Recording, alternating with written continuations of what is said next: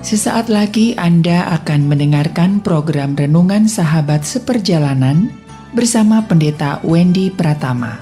Selamat mendengarkan.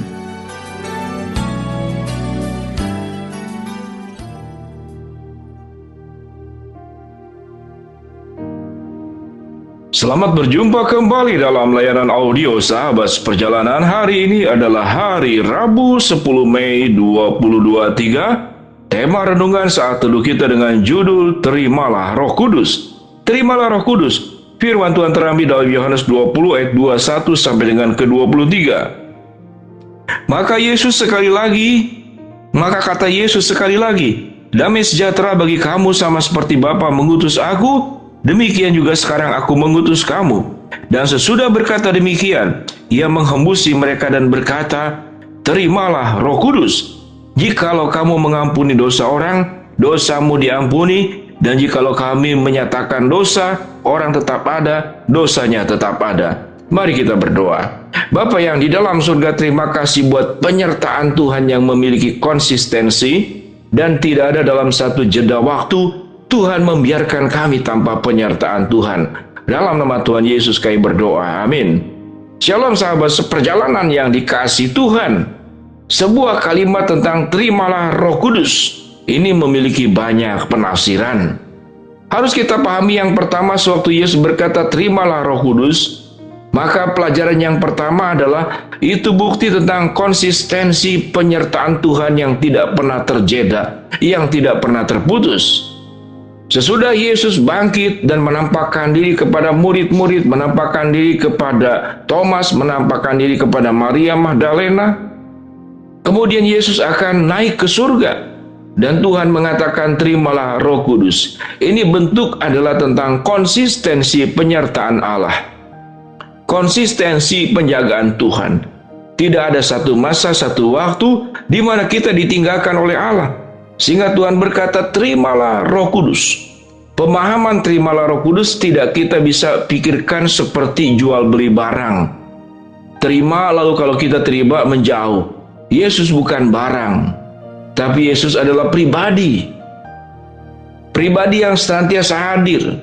Memahami tentang Allah Tritunggal kita tidak bisa memahami seperti barang. Kalau barang itu berarti ada Allah Bapa, Allah Anak, ada Allah Roh Kudus, berarti tiga. Pemahaman tentang tiga itu seperti 1 tambah 1 tambah 1 sama dengan 3. Tapi kalau Tuhan tidak bisa diikuti dengan matematika, kita bisa mengatakan 1, 1, 1 semuanya 1. 1 kali 1 kali 1 kali 1 adalah 1. Jadi kita tidak bisa memahami tentang Allah di dalam konsep pemikiran kita yang diikat oleh ruang dan waktu. Pelajaran yang kita ambil tatkala Yesus berkata terimalah Roh Kudus, itu menunjukkan tentang kekonsistenan Allah, penyertaan Allah yang tidak pernah meninggalkan kita. Bukankah firman Tuhan berkata, aku sekali-kali tidak akan membiarkan engkau dan aku sekali-kali tidak akan meninggalkan engkau. Di dalam keterbatasan pemikiran manusia, kalau Yesus naik ke surga, lalu di bumi ini ada siapa? Lalu kita ditinggalkan, kita seperti yatim piatu. Itu yang kemudian yang disebutkan Thomas sendiri yang tidak mempercayai itu. Tuhan, engkau mau kemana? Sewaktu Yesus berkata, aku pergi ke rumah Bapakku untuk menyediakan tempat tinggal bagimu, supaya di mana aku berada, kamu pun berada. Thomas masih dalam pemikiran sudut pandang manusia. Kalau pergi ke Bapa surga berarti ada petunjuk jalan. Kalau Tuhan Yesus ke surga berarti di sini kosong. Tidak demikian. Pemahaman secara indrani, secara manusia kita, pemahaman tentang memahami Allah itu bukan barang. Allah itu maha ada. Kalau ada Allah di surga, Allah juga ada di kita, bahkan ada di hati kita. Ada sebuah lagu bahwa Allah itu ada juga dalam detak jantungmu, dalam hembusan nafasmu. Allah itu ada. Namun dalam rangka menjelaskan kepada manusia, dalam keterbatasan pemahaman pengetahuan manusia yang kurang mengerti kebesaran Allah yang tidak bisa kita jelaskan secara indrani kita, maka terimalah Roh Kudus. Itu bentuk penyertaan Tuhan. Allah Bapa, Allah Anak, Allah Roh Kudus itu bentuk daripada ungkapan-ungkapan memakai bahasa manusia untuk menyatakan keberadaan keberadaan Allah yang tidak pernah meninggalkan kita dalam setiap keadaan. Ada sebagian orang mengatakan Allah Bapa. Kalau gitu Bapa gendernya laki-laki dong. Tidak demikian. Tapi Bapa itu adalah gambaran tentang kepala keluarga. Bapa itu gambaran pribadi yang paling bertanggung jawab.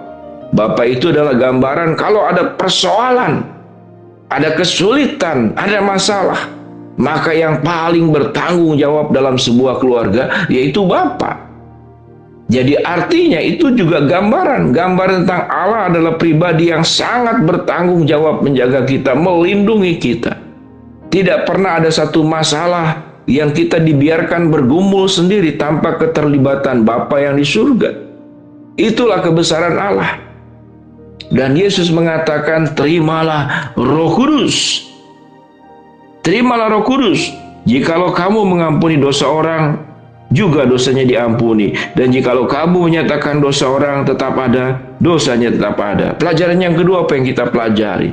Setelah kita memahami tentang penyertaan Allah yang tidak terputus, yang berikut setelah kita disertai Allah, bagaimana respon kita? Yaitu ada sebuah kehidupan pun seperti kita memiliki hati Kristus, yaitu mengampuni. Yesus datang itu dalam rangka mengampuni dosa. Maka kita pun dipanggil oleh Tuhan supaya mengampuni. Baca kembali ayatnya. Jikalau kamu mengampuni dosa orang, dosanya diampuni. Dan jikalau kamu menyatakan dosa orang itu tetap ada, dosanya tetap ada. Allah mengampuni, Allah menghapus, Allah menyelesaikan semua keburukan yang ada di dalam diri manusia. Namun pengampunan yang sudah kita terima yang datang dari Tuhan, betapa kotornya kita, betapa jijiknya kita, betapa berdosanya kita. Dosa yang kita perbuat itu kalau kita jabarkan, kita tuliskan, tidak bisa kita hitung. Kalau Allah sudah mengampuni, maka kita pun dipanggil untuk mengampuni. Itu makna menerima Roh Kudus, makna pertama. Bahwa penyertaan Tuhan itu tidak terjeda, tidak terputus, tidak mengalami status quo, tidak mengalami kevakuman. Allah senantiasa ada di setiap nafas kita, di detak jantung kita, di setiap detik kehidupan kita. Tatkala Roh Kudus sudah kita terima dengan turunnya Roh Kudus, peristiwa ini adalah peristiwa sebelum turun Roh Kudus. Tapi Yesus sudah memberikan Roh Kudus kepada para murid-muridnya. Itu membuat kita, kehidupan kita diubahkan karena kita memiliki Roh Kudus. Sehingga dalam Galatia 5 ayat 22-23, orang yang sudah memiliki Roh Kudus, maka kehidupannya harus memiliki buah-buah roh. Kasih, sukacita, damai sejahtera, kesabaran, kelemah lembutan, penguasaan diri, dan bagian-bagian lain. Dari 9 buah-buah roh ada pada diri kita. Kemurahan hati, kesetiaan. Kemudian kalau kita melihat di dalam 1 Korintus pasal 13, kasih itu murah hati, panjang sabar. Kasih itu menutupi segala kesalahan. Itu gambaran daripada orang yang sudah menerima Roh Kudus dalam hidupnya. Dengan demikian sahabat perjalanan, marilah kita, tidak hanya kita menerima Roh Kudus, tapi kita pun menghasilkan buah-buah Roh Kudus dalam kehidupan kita. Kita memiliki kasih, kita memiliki sebuah kemampuan untuk mengampuni. Mengapa demikian? Karena kita pernah mengalami pengampunan dari Tuhan.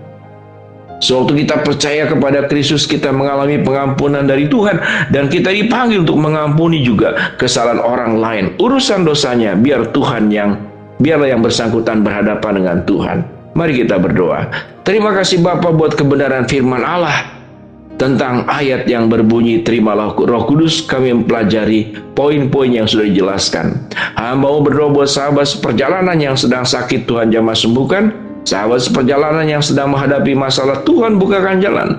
Sahabat seperjalanan yang sedang berharap memohon sesuatu, Tuhan kabulkan dengan cara dan waktunya Tuhan. Dalam nama Tuhan Yesus kami berdoa. Amin. Shalom sahabat seperjalanan, Tuhan memberkati kita semua.